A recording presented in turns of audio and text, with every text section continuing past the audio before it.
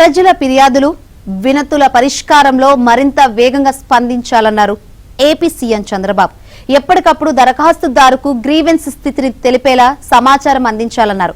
ఇందుకు ఏఐ లాంటి ఆధునిక సాంకేతిక పరిజ్ఞానాన్ని వినియోగించుకోవాలని అధికారులను ఆదేశించారు.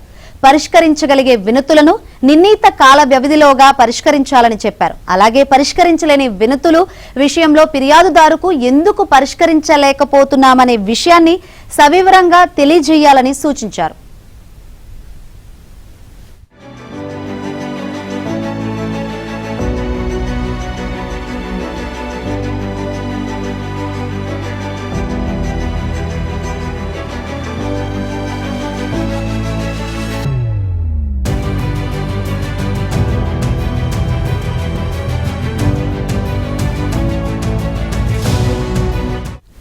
గ్రీవెన్స్ల పరిష్కారంపై సచివాలయంలో ప్రత్యేకంగా సమీక్షించారు చంద్రబాబు.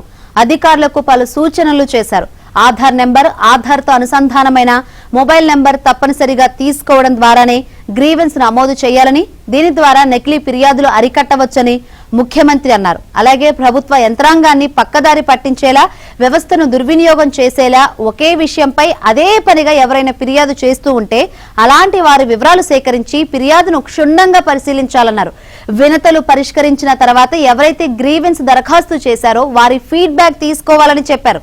తనకు నేరుగా వచ్చే గ్రీవెన్స్లను ఆయా జిల్లాల కలెక్టర్లు స్వయంగా ఫిర్యాదుదారుతో సంప్రదించి ఫాలో అప్ చేయడం ద్వారా సమస్యను త్వరితగతిన పరిష్కరించాలని ముఖ్యమంత్రి సూచించారు.